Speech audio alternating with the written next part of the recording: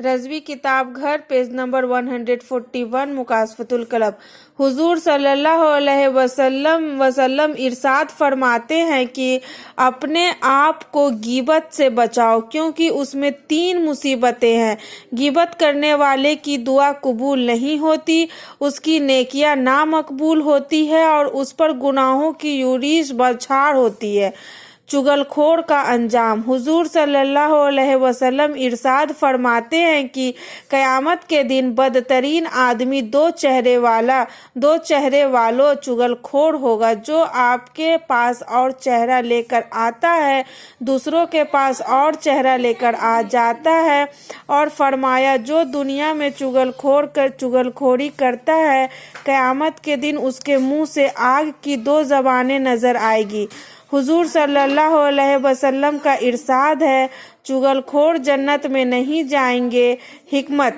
अल्लाह ताला ने तमाम जानवरों के मुंह में ज़बान पैदा की है, मगर मछली को ज़बान नहीं दी गई। इसकी वजह यह है कि जब खुदा के हुक्म से फरिश्तों ने आदम अलैहिस्सलाम को सजदा किया और इब्लीस रजीम होकर बिगड़ी हुई शक्ल नजर आई, जिसे उसने आदम अलैहिस्सलाम की तख्लीक पैदाइश का किस्सा सुनाया और यह भी बताया कि वह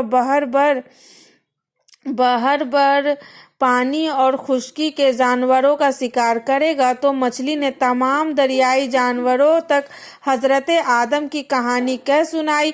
इसी वजह से अल्लाह ताला ने ज़बान के शरफ से महरूम कर दिया। चुगलखोर की सजा। जनाब अमर बिन दिनार रहमतुल्लाह अलैह कहते हैं कि मदीना तैयबे में एक शख्स रहता था, जिसकी बहन मदीना में इलाके में रहती थी। वह बीमार हो गई तो यह शख्स उसकी तीमारदारी में लगा रहा, लेकिन वह मर गई तो उस शख्स ने उसके दफन व कफन का इंतजाम किया। आखिर जब उसे दफन करके वापस आया तो उसे याद आया कि वह रकम की एक थैली कब्र में भूल आया है। उसने अपने एक दोस्त से मदद तलब की। दोनों ने जाकर उसकी कब्र खोद कर थैली निकाल ली। तो उसने दोस्त से कहा, जरा हटना, मैं देखूं तो सही मेरी बहन किस हाल में है। उसने लहद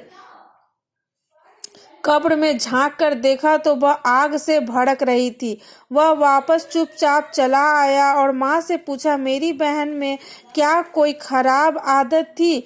माँ ने कहा, तेरी बहन की आदत थी कि वह पड़ोसियों के दरवाजे से कान लगाकर उनकी बातें सुनती थी और चुगलखोरी किया करती थी।